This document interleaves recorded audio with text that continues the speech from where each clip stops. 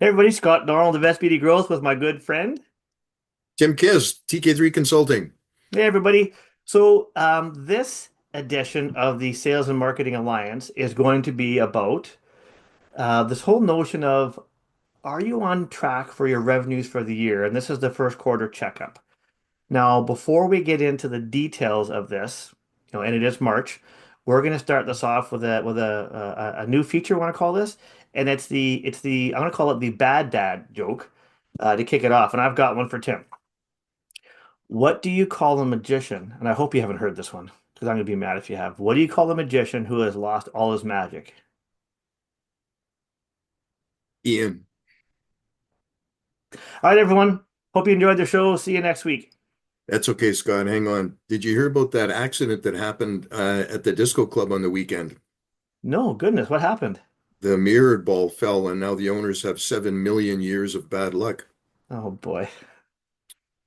But that leads into the topic for today, which is the assessment. You're gonna tie this in. I'm 100% tying it in. You can't rely on luck to achieve your results. Oh, that is good. And it's And not bad luck that causes bad results. and it's also not magic that causes good results. It is a plan and it's hard work. How's that for tying things together? 100%, my friend. Okay, when we prepared for this, we were thinking about this notion that, it's the end of the first quarter and people are reviewing their revenues and, what do they do with this information? And we both really love the idea of sports analogies and tying it into the end of the first quarter and maybe you're tied or you're down 10-3 or end of the first period of hockey and you're down 2-0 and it's between periods, between quarters. Now, as a coaching staff, as a management group, what do you do to review where you're at and the tweaks you need to make to get yourself back in the game or continue the momentum. So, with that framework, I'll pass it over to you. Sure. Thanks, Scott. So for me, it's not just the leadership side of things that needs to do this assessment, but you've got to get input from everybody because there's often a lot of really good comments, insights, activity, experiences that frontline staff have. And if it doesn't Well, you're get talking the passed up the sales, you're chain, talking the sales and marketing teams themselves. absolutely. And Okay. sometimes it could be somebody in the shipping department, could be somebody in customer service, but you need to collect that so sales and marketing can assess and say, okay, how does that fit in? And what are the ramifications or impacts on the results that we've achieved, either good or bad? So I'll take my Montreal Canadiens on the weekend. Down 2-0 after one against Colorado, badly outplayed, outshot like 16-6. Colorado looks really good. Second period kind of evens out a little bit. Montreal gets one, it's 3-1. Third period, 5 minutes in, 6 minutes in, Colorado scores again. It's 4-1. You're pretty much ready to turn the lights out. But Some Something happens, and players decided they were just going to keep on going. There was no line shuffling. The players took it upon themselves to do things. In the span of about 4 minutes, it's suddenly 4-4, and the game ends up going to a shootout. So my point for an organization is, unless you're really behind on recurring monthly revenue, there's always a chance. So it's continuing to do what's powerful and good and getting you good results, and then figuring out where have we missed? Where's the gap? What have we not done that we could have or should have done that could have helped improve the results? I like the example, although again, as you know, I'm not a Montreal Canadiens fan. Although my favorite goalie growing up, Rogie Vachon, played for the Montreal Canadiens for a few years. Um, One of the things we talked about last week, and I think you're alluding to this, is not only doing that assessment, and that could be that the players themselves, or the players in conjunction with the coaches, but the word that you used last week that I thought was really powerful was the honest assessment of what you did or didn't do in that first quarter. So now I want to pick your brain a little bit about this notion of an honest assessment. And for risk of asking a really obvious question, how do you define what an honest assessment of first quarter, first period assessment is? It's a great point, and yeah, we spent a fair bit of time chatting about that. The honest assessment is it's got to be the culture of the organization has to be judgment free. So if I messed up on the marketing side, didn't support you in the sales role. I have to be able to say, Scott, I messed up. I own it. Not my bad. I hate that phrase, but I own it. And here's what we're going to do to correct it. So if you think of any sports right now, and I'm not generally a fan, but it is a tool. You'll see players come off the field in football or off the ice on hockey, and so often they look at those iPads. Mm, They look at that that's a play, great right? point. They take a look at exactly what happened. Now, sometimes it either reinforces, I shot wide. Well, great. It's just confirming something. You're not really learning anything from that. So it's that next step of, and this is where the coach and in business, the leader has to say, I think this is why you shot wide. I see somebody else coming in, and maybe the guy's stick came in. You were a little concerned. You didn't trust yourself to do what you needed to do, and the shot went wide. So it's the coach being able to say these little things so that the player can put that in their head and go, I got it. I got it. And so in business, it's not about, hey, if we're down a little bit in sales, it's not the sales leader saying, hey, make more calls. No, let's assess what kind of calls. Let's assess what factors are going on, and let's honestly take a look at what's worked, where we think there's a gap, where we need support, how fast we can make the adjustment, and then we roll it out again for the next 30 to 60, 90 days. So you said a couple things there, and I think this is an important thing for the people who are, for the hundreds of thousands or millions of people watching this, is this idea of coaching. Coaching, as you and I've talked about many times, isn't skate harder, tackle harder, shoot harder, throw harder, catch harder.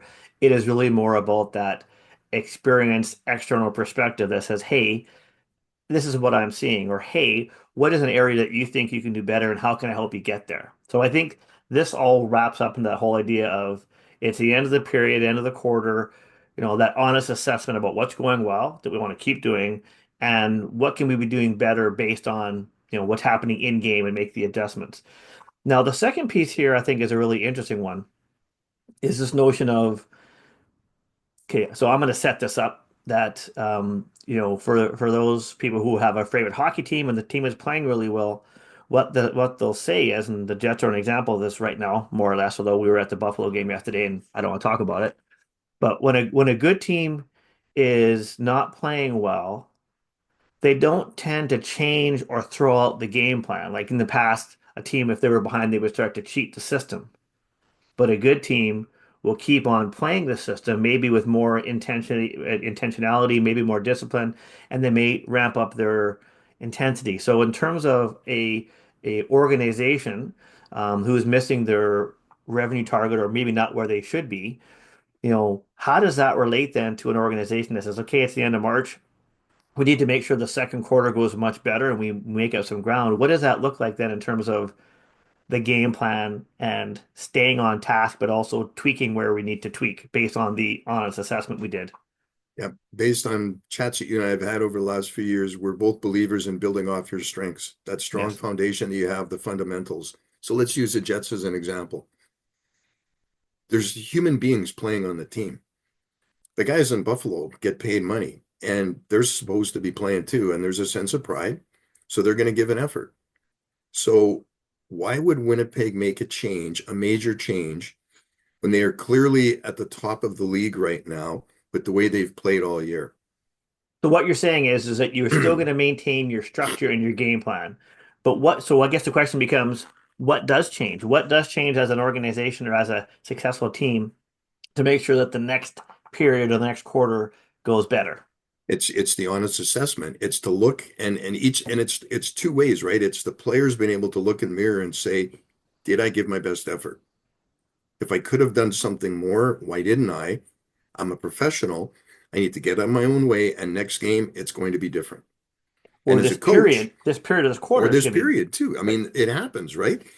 You're down 2-0, you come in and the coach gives you the fire and brimstone speech. But if the team has played well during the year or is consistently good, lots of good, mix of veterans and rookies, the rooks and the young players look to the vets the and they'll Rooks. see it's more calm. Rookies' emotions fluctuate like this. Vets will do it a little bit, but it's more stable. And it's because they're confident in what got them to where they are. And with some minor adjustments and then getting everybody to pull together, they believe that they can make a change and an improvement in the next period.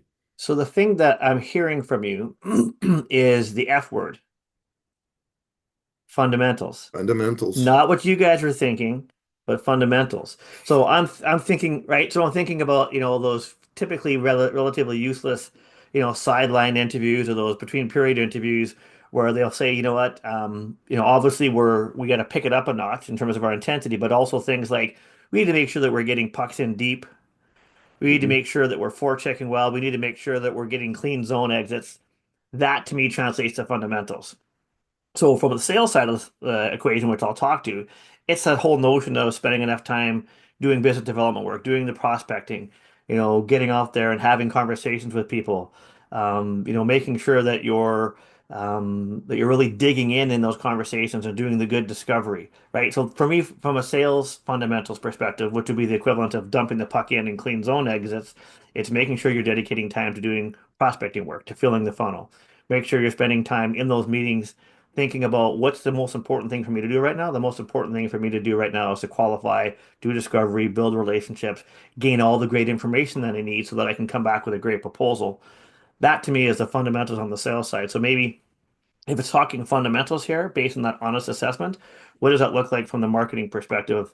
That again is going to sort of be integrated into what the sales folks are doing. Yes, for sure. To me, it's the L word, listen. So salespeople need to listen to what the customers are saying. Sorry, what was that? Salespeople need to listen to what the customers are saying. Yes, you got me to say it twice. I did that on purpose and tried not to flinch, but I couldn't stop. Um, Especially because we're talking about loss of hearing prior to getting on our podcast here. And the same thing happens with marketing. For marketing, hearing is you need to listen to the environment. So you need to hear what customers are saying, not just the sales reps, but where else are saying it. Maybe it's social media, maybe it's in industry journals, conferences, things like that. You not only listen to individual comments, you're listening and looking for trends. What's Yeah. happening in that industry? Is there something that's going on? Is there new technology that's coming into play? What are the impacts of all these external factors on your business? I'm not saying to change. I'm saying you have to listen and understand first. Then you have to pull it all together and say, what does it mean? And what's the impact and what's the implication on our next quarter activities? Well, and as I think about all these things, and I'm looking at the points that we talked about here as well, is that I'm going to go back to the hockey example just because to me it lines up with sales and marketing being on the ice at the same time. Is that sales and marketing people. It's not just a matter of working harder, skating harder, shooting harder, hitting harder. It's a matter of the execution, and because they're all on the ice together, they have to be in sync. And I love this example as I think it lines up. So I'm guessing that, well, here's a perfect example of where I think it lines up. Well, they talk about back pressure, right? So the other team's got the puck, they're coming into your zone. The defense is trying to decide if they can stand up the blue line or not. They can Right. stand up if that forward is making good back pressure. That to me is a perfect analogy to sales and marketing, that sales is going to have a hard time, increasing the quality of their work if they're not working closely with the marketing team to understanding. I'm looking at here what messaging is resonating with the buyers. Maybe what some of the market research is saying. All of those things that what part of the reason that we are calling this a sales and marketing alliance is that we've both seen uh, lots of examples in our work history and in our consulting history of organizations as they get larger, the the offense and the defense of the marketing and sales teams aren't sitting together, they're not working together, they're not talking together, and they end up getting in these silos. And of course, from a hockey perspective, it's going to be deadly as well as on in an organization. So, um, given what the rant that I just went on, how do you feel that that relates in terms of not just having sales and marketing working harder, but also having them working better together to achieve that end result? Well, and just a quick interjection for a ruthless self-promotion piece. My soon to be posted Monday morning coaching point is on teamwork. How perfect is that? And I was up at 4 o'clock this morning because Oh something no. kicked into my mind and I had to write it down and then tried to get back to sleep for another hour. And I did actually, which was kind of nice. Um, but it's to me, it's about in teamwork. A phrase I heard years ago was do your job, trust your teammate to do theirs. Yeah. So we don't need accounting to tell marketing how to create an ad. We don't need engineering to tell sales how to sell. Just like we don't need Preach. marketing and Preach. sales how to do accounting and engineering work. Because we don't know how to do that. I trust you to do your job. You need to trust me to do mine. It may mean questions, which gets back to this honest approach. So it's not just sales and marketing that has to be honest, it's the whole organization. Like we're talking here, looking at certain things. I just finished teaching a supply chain group in marketing fundamentals. And one of the big things is you can make all the promises. You could have the best market research campaign, best trained salespeople, and now there's supply shortages or backlogs or whatever. Yes. And the customer goes, I really wanted this, I really need it, and you guys can't deliver. I'm going to have to look somewhere else. Yeah. So it is everybody coming together to make this work. And I think what's great about that point as we sort of look to wrap this up is this notion that revenue generation isn't just a sales function, and it's not just a marketing function, and it's not just a sales and marketing function, but everybody in the organization plays a role and has a purpose when it comes to driving really good revenue. And we've used the word culture a lot. Guess what? The culture of the organization starts with all of the C-level executives and the VPs and the senior managers um, supporting and messaging things in such a way that it reflects the company and makes the important work of the marketing and salespeople that much easier. So here's what I think the point that we're making is that as an organization, whether your quarter was knocked out of the park, whether you hit your number or whether you're behind, do that honest assessment. And is it fair to say that depending on the organization that, if you're not going to do it more frequently, the quarterly assessment after the first period or after the first quarter is a no-brainer. Is that fair? That's 100% correct. And even to your point, even if you knocked it out of the park, every football team is going to take a look at that game film. You Yes. think when the Patriots were winning all these Super Bowls that Bill Belichick wasn't taking a look at the games they won and the games they lost and said, what are we missing? I remember seeing something where they had just lost a game. They're hopping on their plane to go back to New England. And Belichick says he gets on the plane and he sees the players and the coaches looking at their iPads and all the plays and stuff. He says, put those away. The reason we lost the game is we could not tackle. This week, we are going to go back to fundamentals and Fundamentals. we are going to improve our tackling. Then we'll be okay. Well, it's funny, right? Because it's amazing again that fundamental. So the assessment is likely going to tell you whether you're doing the fundamentals, whether you're even thinking about them or where you need to improve. Mhm. The second thing we talked about is don't blow up your game plan. Figure out where you need to tweak your game plan based on that honest assessment that you did. Um, and I think the third thing is to make sure that because this is a team game, that you make sure that at the very least, marketing and sales are in the room together, having those honest conversations as a team and how they can help each other. And to your point, that this really the support of this really starts with the people in the C-suite um, supporting and investing in sales and marketing so they can do their jobs. That's again 100% correct. And if you look at the Jets versus Buffalo, so even though Buffalo won yesterday, you look at the success of the franchises over the last number of years. It's been what, 10 years since Buffalo's made the playoffs? They had just as many times and opportunities. In fact, they were in a better position because of their poor standing to draft better players.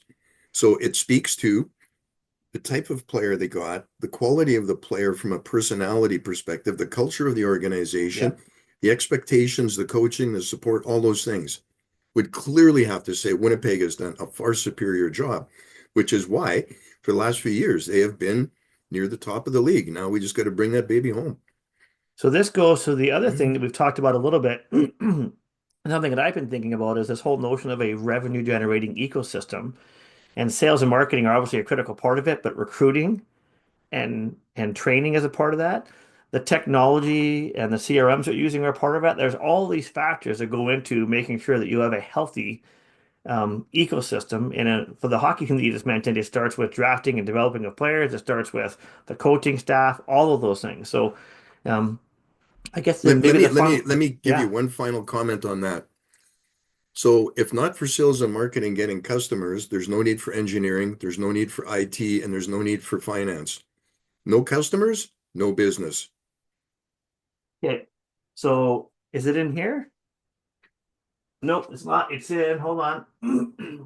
It's in this one here. And I'm going to read this because I think this is great. So there's a forward here by Jeb Blount in Sales Management Simplified. And so I'm Mhm. going to use it. I think this is going to be the drop the mic and we'll end it. Here's the brutal truth, though. Now, again, this is from a sales perspective, but I'm going to say that this is really the market, sales and marketing Sure. ecosystem. Regardless your organizational role as a leader, if your sales team or your revenue team succeeds, you succeed. If your team fails, you fail, your company fails, and all of the employees that work for your company fail. Without revenue, without customers, you have no company. Period. End of story. Sales leadership is that important. You and I have again talked about this for a long time, and there's a smart and well-respected sales leader who says it in a book, so it's even got more validity. But I couldn't agree more. Drop the mic, wrap this puppy up, and I think it's outstanding. Okay, there you go, folks. The Sales Marketing Alliance. I think this is edition formally two now about the importance of sales and marketing working together to help you either outscore your opponents in the second quarter or at the very least improve your performance towards your revenue target. Thanks, everyone. Be safe. And Absolutely. Tim, we'll Take talk to you care. soon. All the Okay, best. bye-bye.